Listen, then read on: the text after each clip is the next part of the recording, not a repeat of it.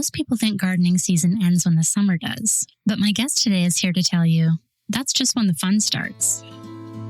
Welcome to Sustainable in the Suburbs, a podcast for the eco-curious who want to live a greener life and are looking for a place to start. I'm your host, Sarah Robertson Barnes, a soccer mom with a station wagon and a passion for sustainable living. Each week, I'll bring you practical tips and honest conversations to help you waste less, save money, and make small, doable shifts that actually fit your real life.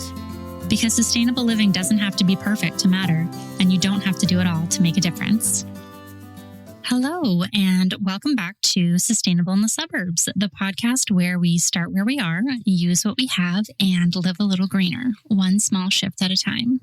My name is Sarah Robertson Barnes, and I'm so glad you're here. Thank you so much for listening and being part of this growing community. Sustainable in the Suburbs is listener supported, so if you've been enjoying the show and want to keep it going, there are a few simple but meaningful ways to do that. You could share an episode with a friend, leave a rating or a review, or check out the links in the show notes to my blog, shop, newsletter.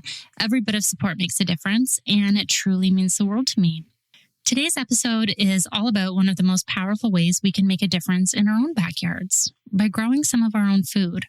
Food doesn't come from the grocery store. It's our direct connection to the earth. Gardening is one of the most tangible ways that we can take climate action, nourish ourselves, and close the loop from seed to table to soil. And while some people think gardening season winds down when the summer ends, the truth is there's always something to plant, to tend, to harvest, or a dream to plan for. My guest today, Tasha Medve, is the creator of the Purposeful You, where she shares inspiration for living more intentionally, growing your own food, and embracing seasonal, sustainable living.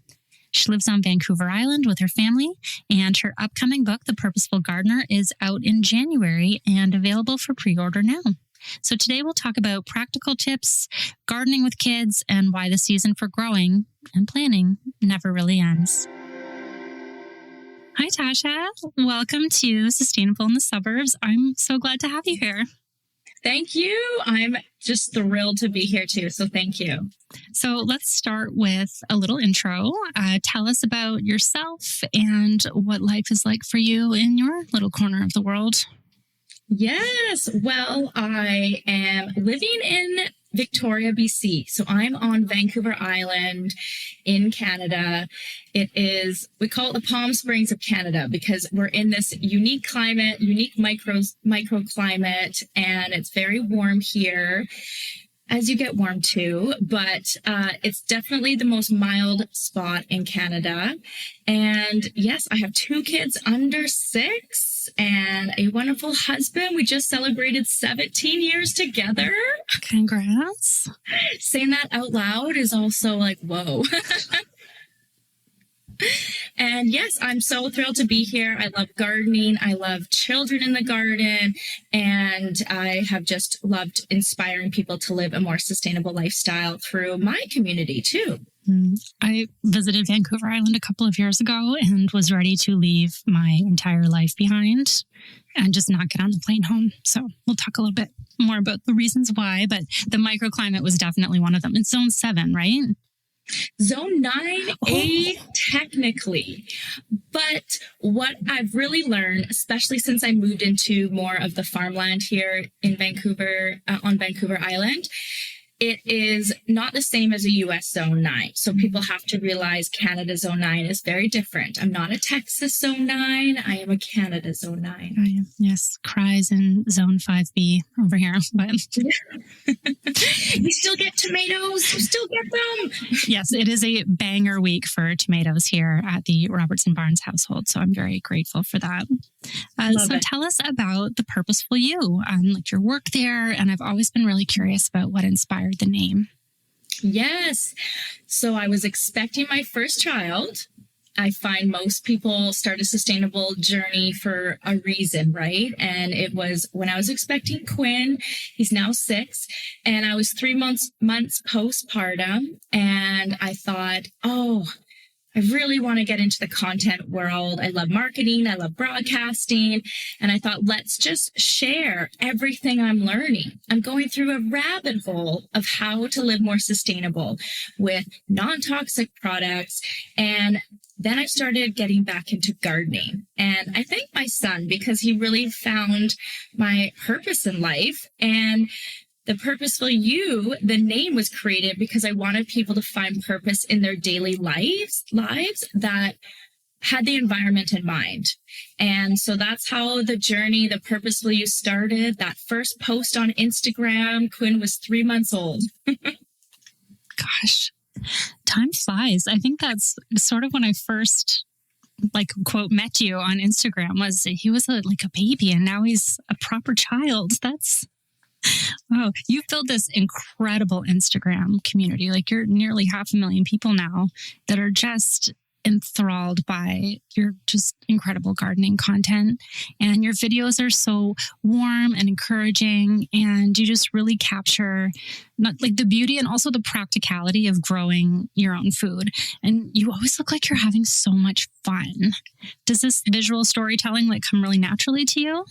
Absolutely. And it's funny because I very much pivoted to only garden on the Purposeful You and some sustainable living with it, of course. When we built this brand new garden, and I realized that people wanted to see more of that. They wanted to see more inspiration. They wanted to get inspired to grow their own food. Everyone was wanting to be more self-sufficient. And I'm literally my best version of myself in the garden. So those videos, it's just, the creative brain just flows. And my biggest thing was being very authentic and vulnerable and no filter. And it's just me. And I feel like I can relate to more people that way as well. Yeah, you're very warm and non-judgmental, and yeah, just try this and see how that works. And like, I have a garden. I've gardened for years, and there's still things that are absolutely mystifying. And I know that I can come to you and you're like, oh, I got you, girl. Let's try this. Let's try that. And I really appreciate that, because there can be a lot of weird gatekeeping. And I think that's what's so amazing about your channel. So everyone, please go follow The Purposeful You immediately. Thank you. And, yes. Yeah. Okay.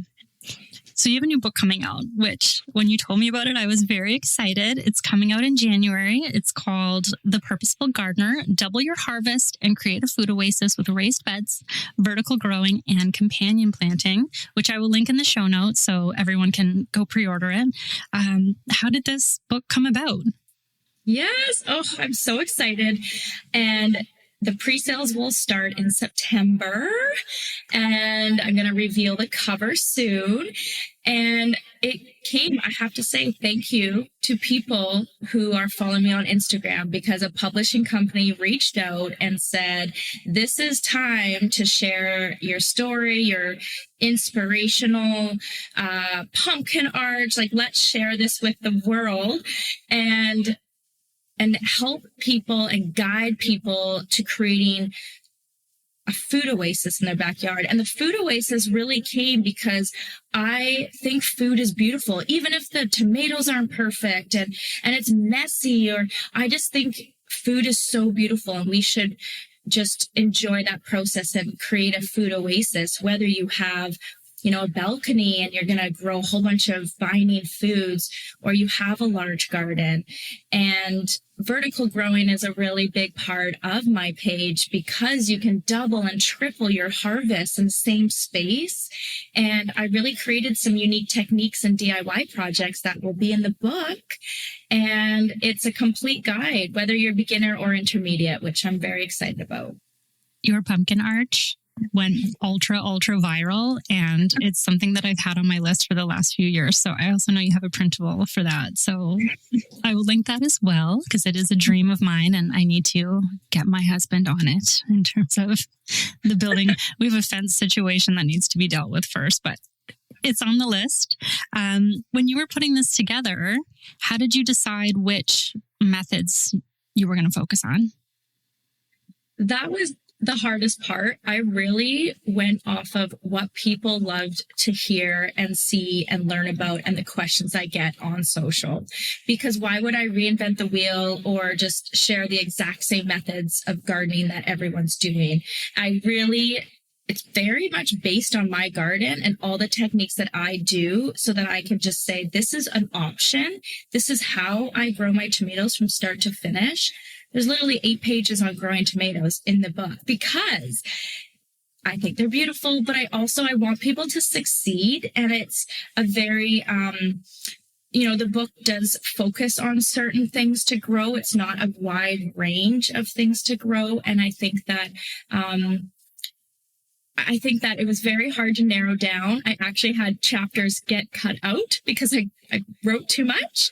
But without saying too much, I think it's just the perfect amount of information for someone to start or continue or revive that garden journey that they've always wanted to do.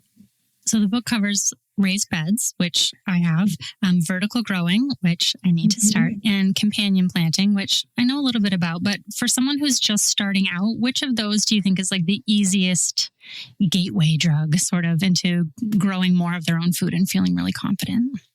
Yes, I'm a huge advocate for raised beds, and that's why the book does focus on raised beds, so I can feel more attainable, because we're all busy. We're all busy. I'm not a farmer. I don't expect everyone to feel they have to weed every Saturday in their in-ground garden. I've cried over enough weeds that I do believe that raised bed gardening allows people to start a garden fast. And there's options of metal or wood, depending on your budget. And this allows people to just get their hands in the soil. And companion planting is a huge part of the book because there's natural pest control. There's flowers, herbs, and vegetables all together in harmony that work so beautifully to grow an abundance of food that is not very clear to many people. And I think I just wanted it to be so clear and interesting so people want to create these beautiful beds with herbs and flowers too, because flowers bring joy. They do. They do. I saw your pea wall this year with all the nasturtiums coming out. And I marveled at it last year. And then this year, all the flowers just made it somehow even more magical. And that's something I've started doing a lot of too, is doing a lot more interplanting with flowers just because I want to, because it looks pretty. Absolutely. It looks pretty. And there's some things like marigolds, they're beautiful. You could put them in a vase, but they also deter pests because of their scent. Like there's purpose. So the book is called The Purposeful Gardener because I want everyone to feel like they are their own purposeful gardener and their own personal journey. So they don't have to do exactly what I do, but sharing everything I do will allow them to take parts that work for them so that they can see the bees, they can feel this harmony in their backyard. So your work beautifully celebrates all of that, the joy and the abundance of a well-tended garden. But I know for you, it's also very much a family space. And your kids are growing up surrounded by it, in it. And that brings me something that I'm really curious about, which is, again, your kids are growing up like really in the garden. How did you get them involved? Yes, that is a question I get often because it's not always easy. I would say the first thing I want to tell parents is you're going to learn very quickly what tasks mommy's doing and what task you can do with me. And then just becomes enjoyable when you help them. When they're in the garden, though, and they see something grow, they plant a pea seed, they eat peas that they planted. For them to witness that at a really young age, I think is extremely powerful. And I actually have a section in the book about growing food with children because they belong in the garden. They really do. And I would say any parent listening that the earlier, the better. My kids were 5 months old, grabbing spinach and just chewing on it. And my son still likes radishes. And since he was 1, and I think that they will love food, appreciate food, and eat more fruits and vegetables because they have experienced it from the garden. Of course, it tastes better too. Yeah.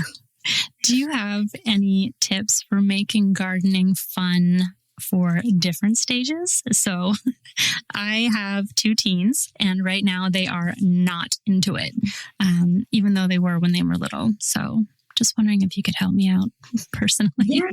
Yes, absolutely. I always think of these next stages too, because already my son is less engaged now that he's 6 than my daughter who's 3. So for him, he wants to, drive his gator and take away all the clippings at the end of the year. And he wants to do, different jobs, moving the wood chips, moving the soil.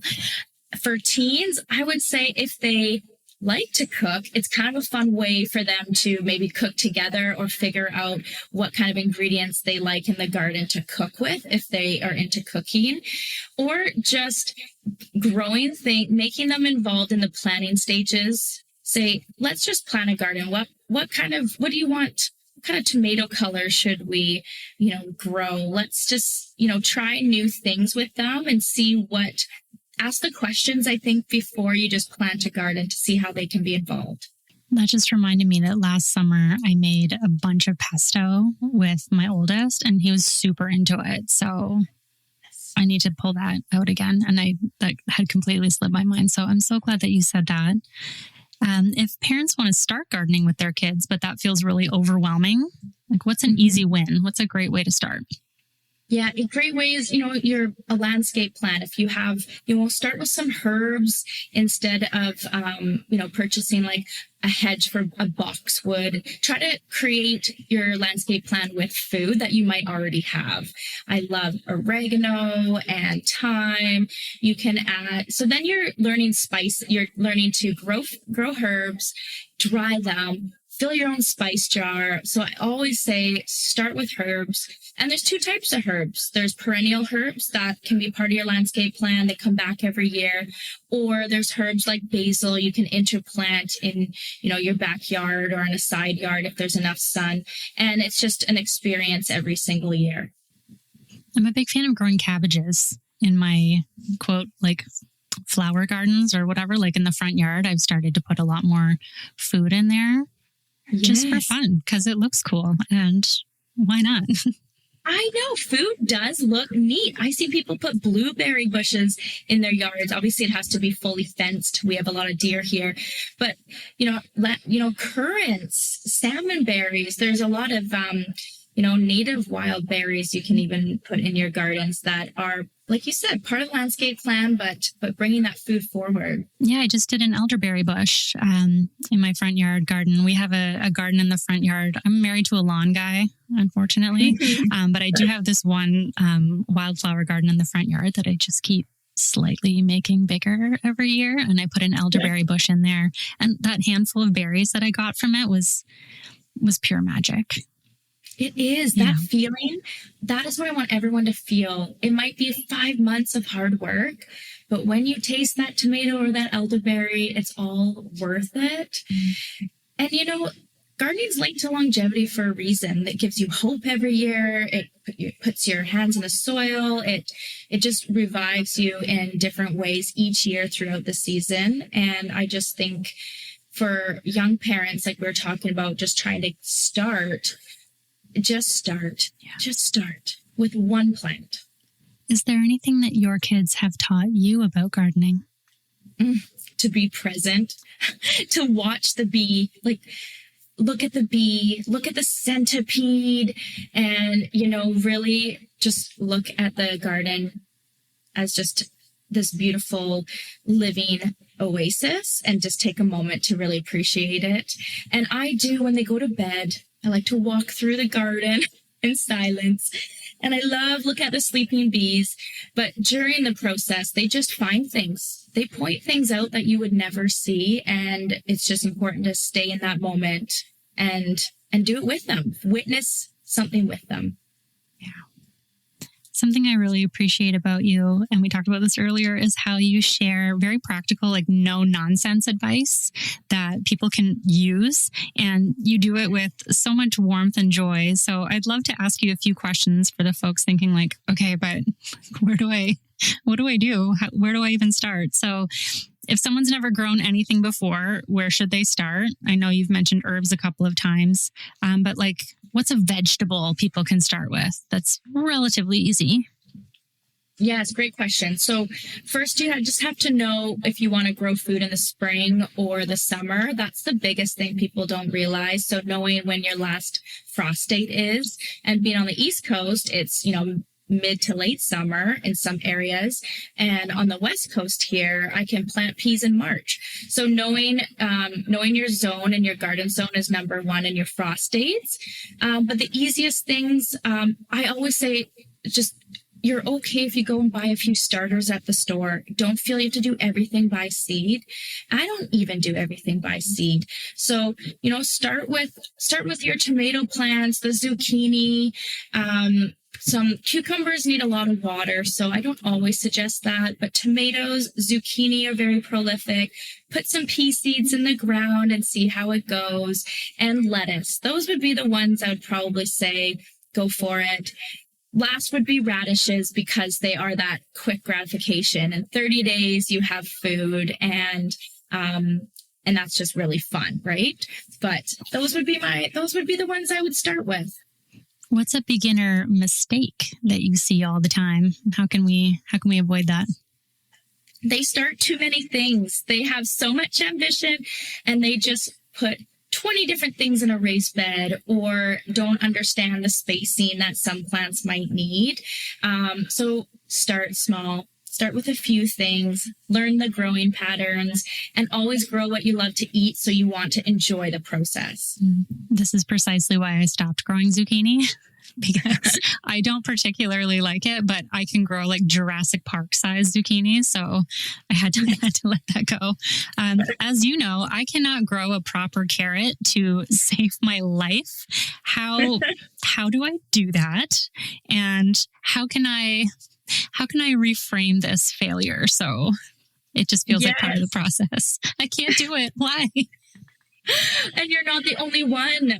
Carrots are tricky. And I will admit, this was not my carrot year. I reseeded carrots twice. So whether it was the soil, the seeds, the watering, the temperature, I would say keep on sowing them, keep on adding the seeds because they need 14 days of water straight until you see them sprout. And that's probably the hardest part is keeping them moist, keeping them dark. But a lot of people forget that you need to turn the soil. I dig down. It's the only bed. I do very much a no digging approach. It's the only bed when I rotate my carrots that I will dig down minimum 6 inches because the carrots need loose soil to actually form straight. And even when I do that, I'm still going to get a carrot that looks like legs. You're still going to get those funny carrots. But hopefully those few tips are some light bulb moments for folks. I found adding sand to I have like one raised bed that I do it in. I kind of rotate out carrots and onions, and adding sand was a bit of a game changer. But I'm very hopeful for my carrots this year because I use tape, like the carrot seed tape, because carrot seeds are like microscopic to me.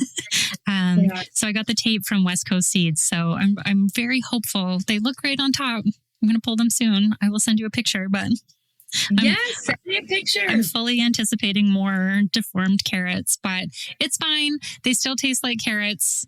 And if they look super weird, I just end up dehydrating them. So no harm, no foul. Absolutely. The ugly ones are fun ones. Yeah, I think it teaches us too, like food isn't supposed to look perfect. It should look weird. And I actually sort of cherish it a little bit more when it's a bit funny looking. Like, you know what? Same. Yes, absolutely. We all have different personalities and their personality's shining right now. So what's one small tweak that can make a huge difference in how your garden thrives? I would say soil. Soil is number one.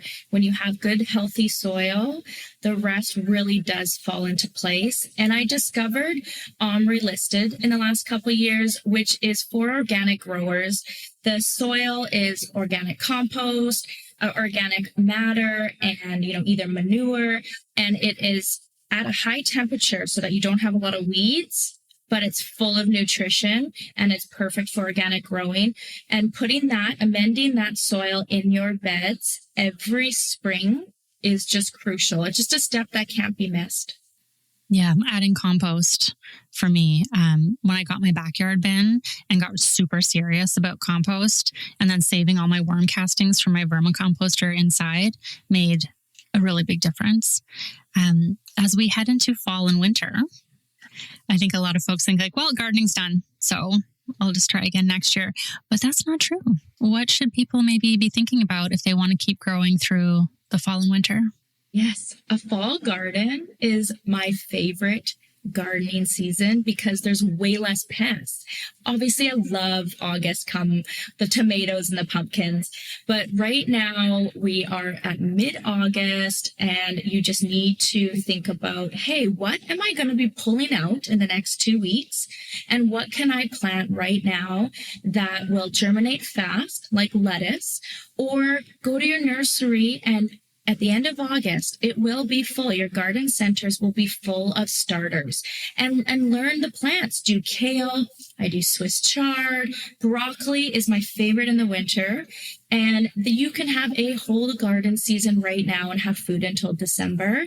Obviously, it depends when your first frost date's coming, but a lot of the fall garden vegetables that you're planting can tolerate frost. So the garden season's not done. I am going to be planting a whole nother garden plant, which I usually do within the next week or two. I just put my kale in last week, so it's starting to pop up. But you mentioned lettuce, and lettuce is something else. Like I just can't do it, and I don't know what I'm doing wrong. I'll get like a full head of lettuce seems to elude me. The heads of lettuce are very hard. It depends the variety. And because they're heavy feeders, lettuce, people don't realize they need a lot of nutrition. So something beside it might be stealing the nutrition. And I love just growing cut and come again lettuce. I just do rows of lettuce. And you only want to do one at a time. And then 2 weeks later, do another row so you don't have a lot at once. But I'm all about just the quick salad greens. I think it's way easier. I'm going to give up on lettuce. Like heads of lettuce. I'm just going to go for the cut and come because that I can do fine. And I don't know. I feel like this is where we get into the perfection of it, right? It's just like, why can't I grow a head of lettuce? But like, it's still lettuce in the bowl. So I appreciate that reframe. Ooh, no problem. Speaking of frames, have you ever tried cold frames? I'm really curious about that. And we're planning on giving it a go this winter on one of our raised beds. We found like some old windows and Brad's going to jerry rig something. So yeah, what do you think? It is, I think you have to do that, especially on the East Coast, so that you have an extra month. We used to do some old windows over our tomato plants to even extend them a little bit longer and just create a bit of like a heat dome. I used to put some cold frames over 1 or 2 beds just to extend the warmth under there for things like spinach, almost your sensitive greens. I would focus on those under the cold frames, and it's a wonderful way to extend your season. And why not? I want food out of the garden as long as possible. Yeah, I really feel like going out to cut some spinach or arugula in December would heal me a little. So looking forward to trying that for sure. So we've talked a lot about like the practical side of gardening, but I know for a lot of gardeners, it's also something much deeper. For me, it's a place to slow down and regulate and reconnect with myself and listen to birds, and notice things that we miss when we're just like, go, go, go, go, go. And one of the things that I've tried to teach my kids and that I think about a lot is that like food doesn't come from the grocery store. It's our direct connection to the earth. And I'd love to hear your thoughts on that side of gardening. Yes, it is very therapeutic. And when you let go of being perfect or having to be on time with a seed getting in the ground, when you are just in the garden, there is something just happens. And I could be in there for like 8 hours and just get lost in the garden.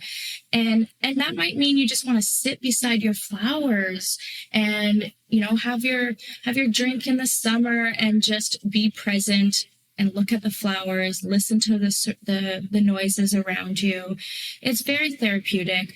But planting, getting your hands in the soil, and just cultivating a garden, there's just nothing like it, obviously, because that's what I teach people, but there's just nothing like it. It's also a beautiful way to, you can honor someone in your garden. We lost our beautiful dog 2 years ago, and we planted roses in her honor. And every time I go into the garden, she greets me with the roses, whether they're in bloom or not. And I think that there's ways to bring purpose and intention into everything you plant in your garden, where you just feel really proud and a place that you want to surround yourself with, or bring your family there, or have dinner in your garden. I think everyone has their own journey, and they'll find their own purpose in their garden as they start to garden and as they spend more time in the garden. So I'm just a bit verklempt over the rose bush. Yeah, that's really lovely. Thank you. Mm-hmm. She was our soulmate. She was beautiful. Yeah, the soul dog. Yeah. Mm. What has your garden taught you about yourself? Mm-hmm. That I find the best version of myself in the garden. I'm at peace. I'm at peace in the garden. I know I belong in there. And obviously, it is my career to be in the garden, but I feel so grateful that I found something that I just love to do and teach in a natural way. But I just know that it's where I feel complete at the end of the day when I've been in the garden. Yeah.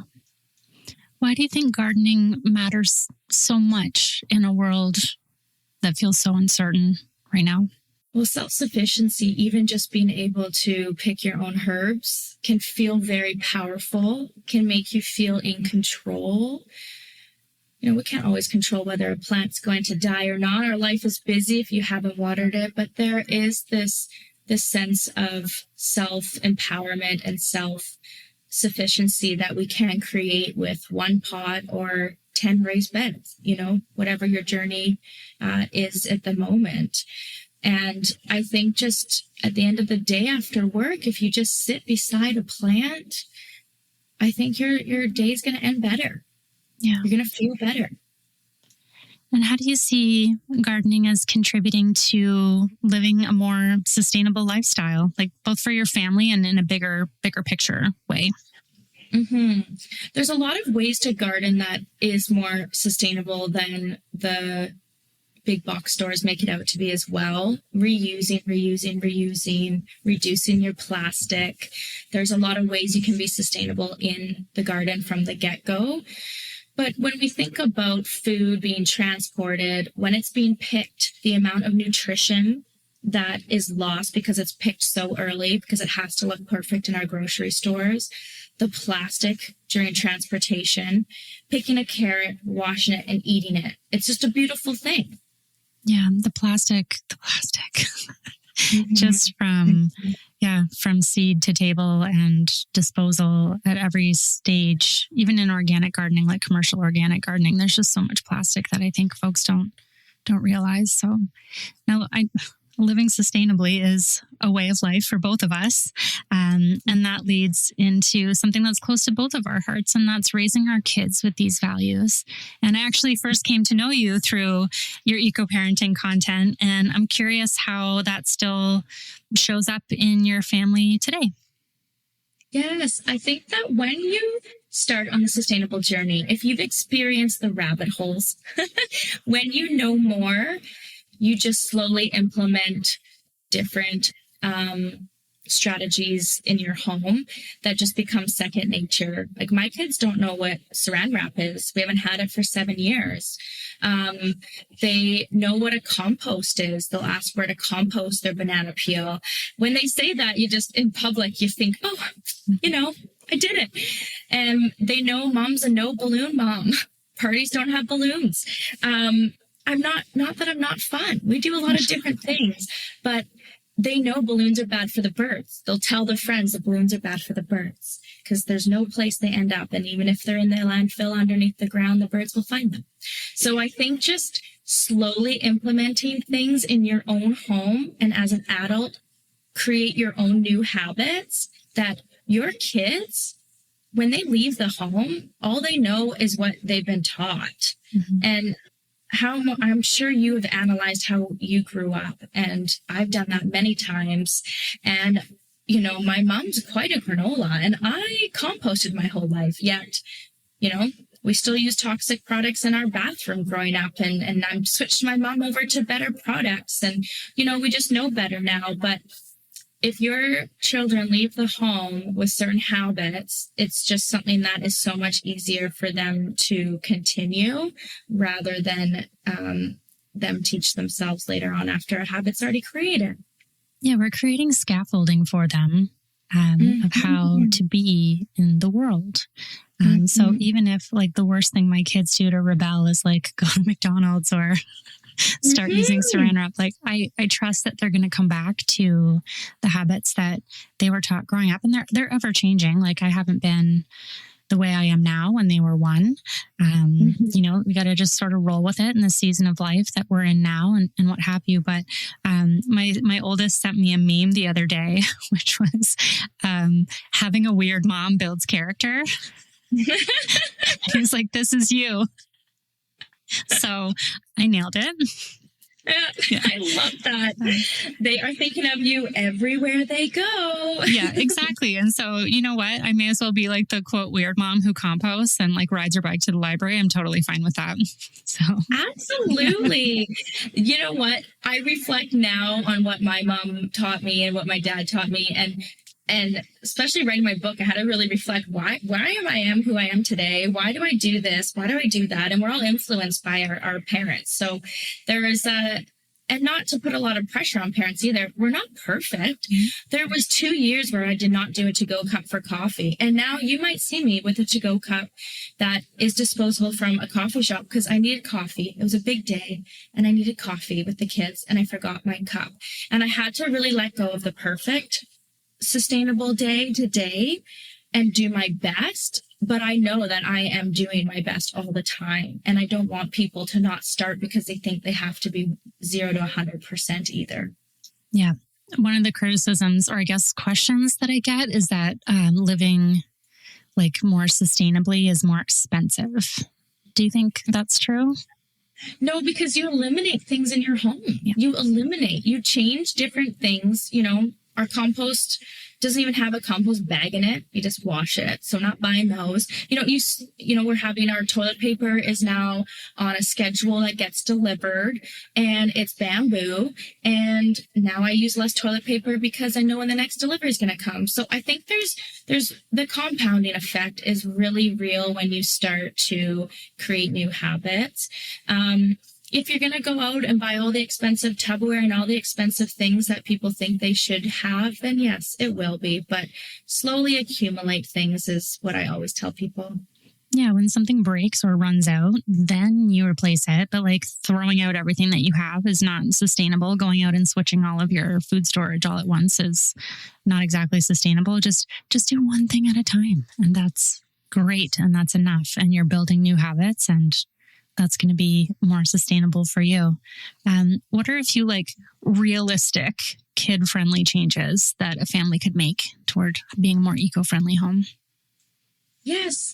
Number one, I love this year now that my son started kindergarten and being in the school system is no granola bars, because the school was a very much no wrapper school, which I love.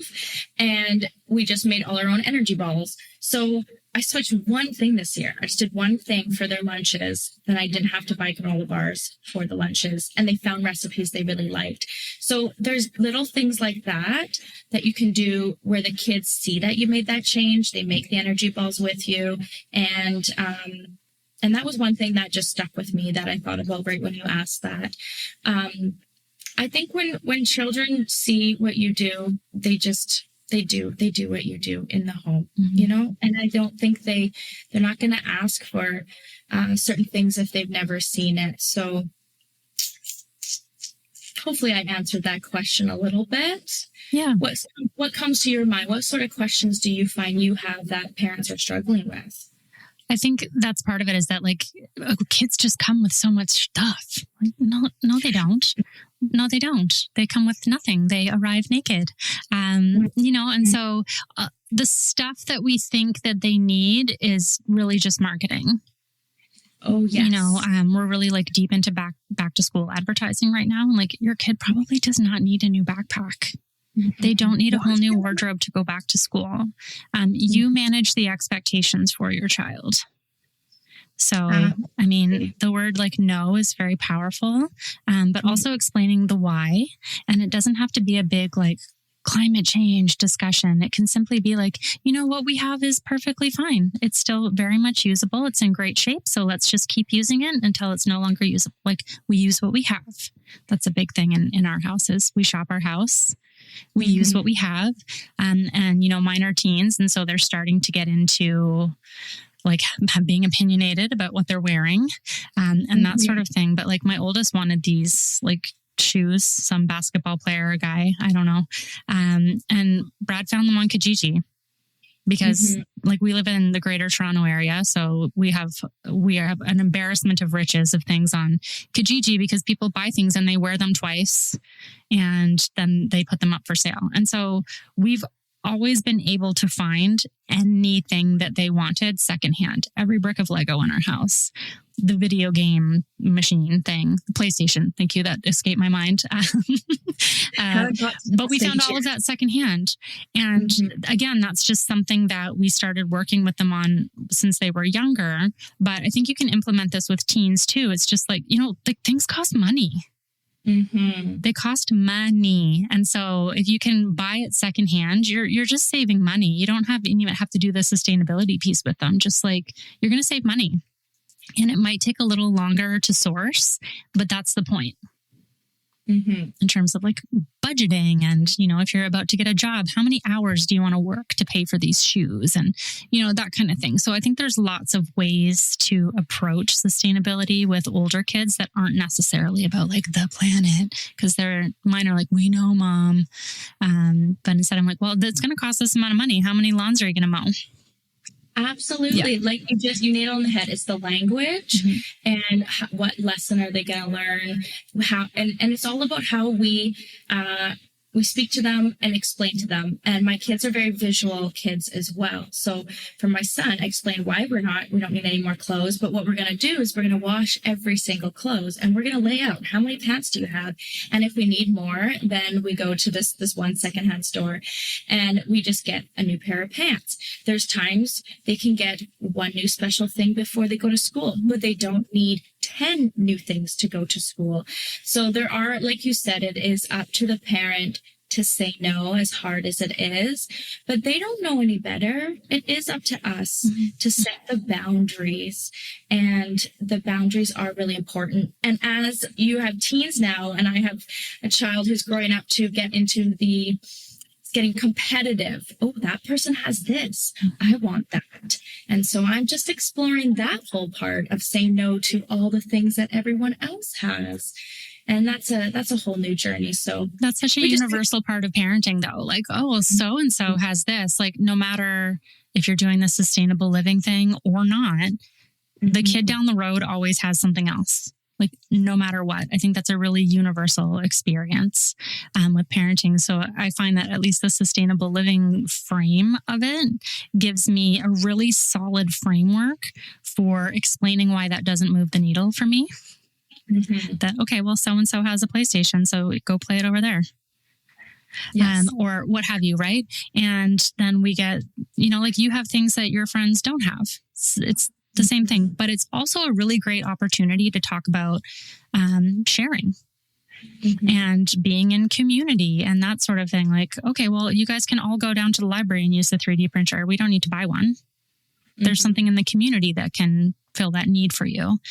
So there's different ways that you can reframe it, I think, and sustainable living really lends a lot of different avenues for you to take with that particular problem of, well, my friend has this. Like, okay, so what's a way that we can figure that out for you? Whether it's borrowing it from them or going and getting it from the library or getting on Kijiji or whatever it is. And those extra steps, like away from the instant gratification of it, really helps to dampen that a little bit. They have that and that's cool. So we've definitely found that, which has been really interesting.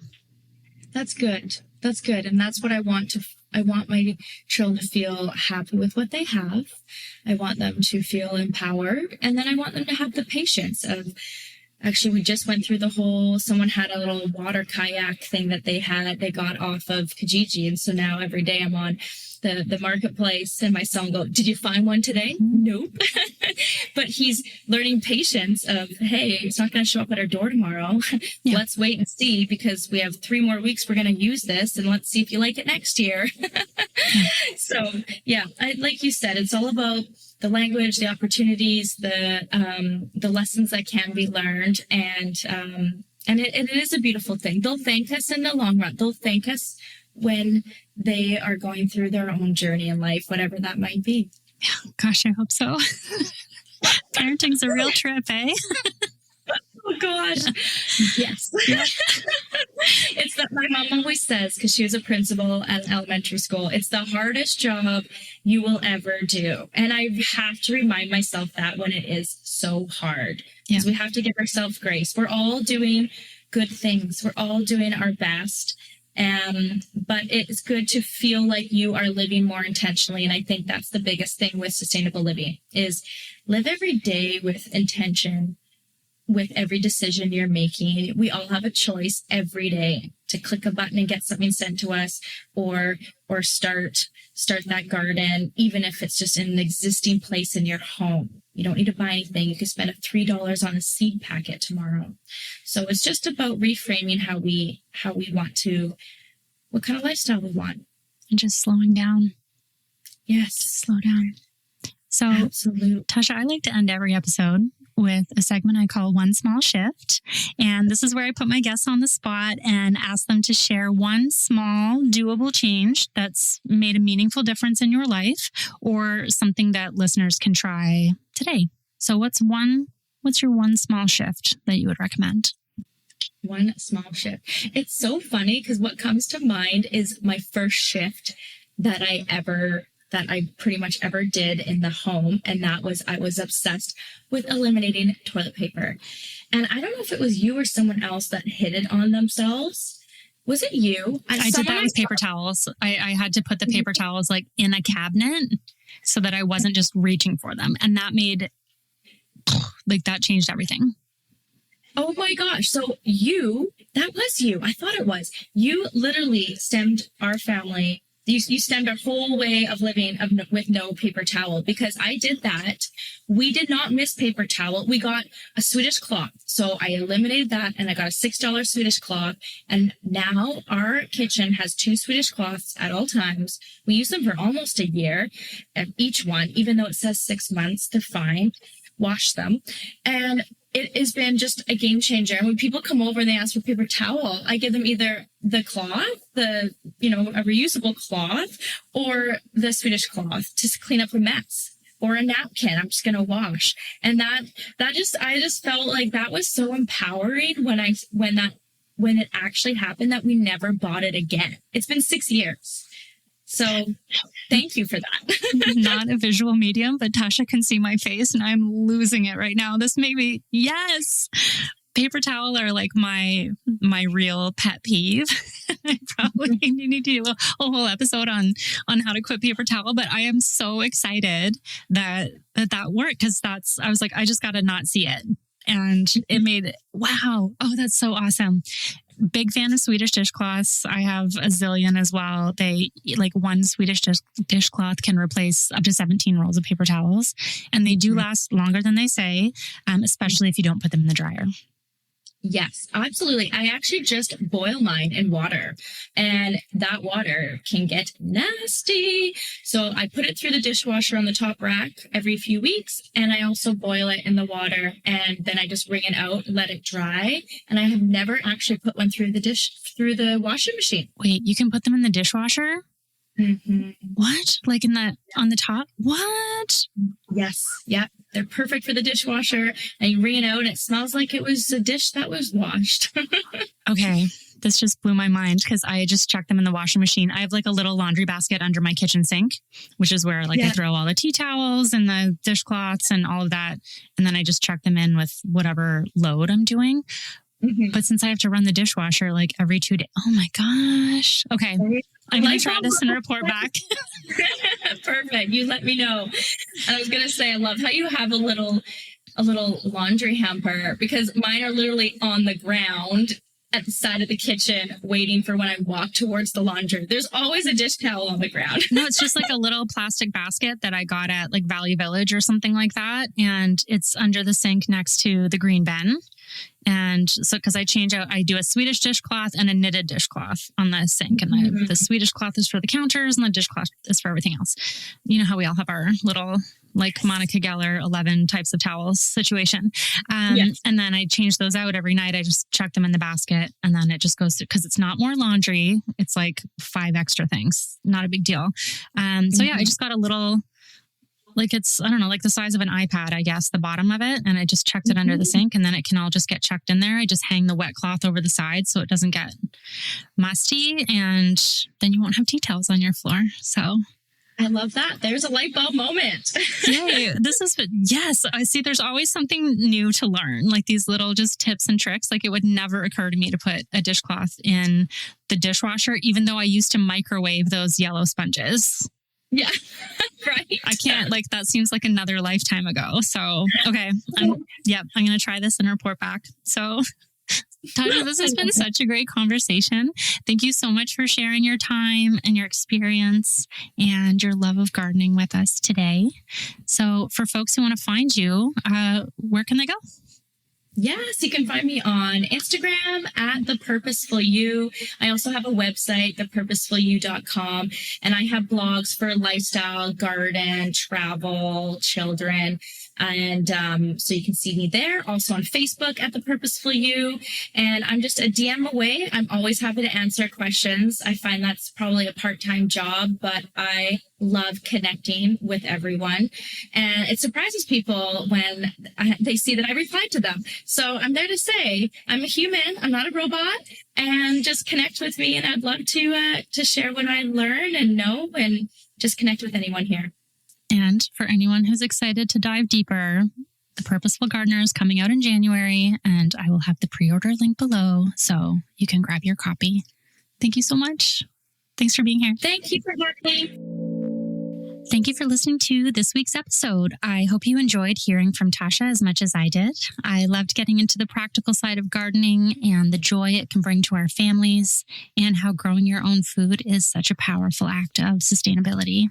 So whether it's trying companion planting, involving your kids in the garden, or simply taking a moment to dream about what you'll grow next, I hope this conversation leaves you inspired to see gardening as so much more than a summer hobby. You can find links to everything we talked about today down in the show notes, including how to connect with Tasha and check out her upcoming book. And while you're there, be sure to check out my links too, especially signing up for my newsletter so you never miss new blog posts, resources, all that great stuff to help you live a little greener. Until next time, start where you are, use what you have, and live a little greener. Thanks for tuning in to Sustainable in the Suburbs. Every small step adds up, and I'm so glad we're doing this together.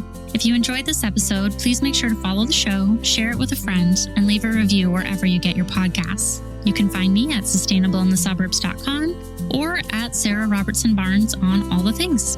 Until next time, start where you are, use what you have, and live a little greener.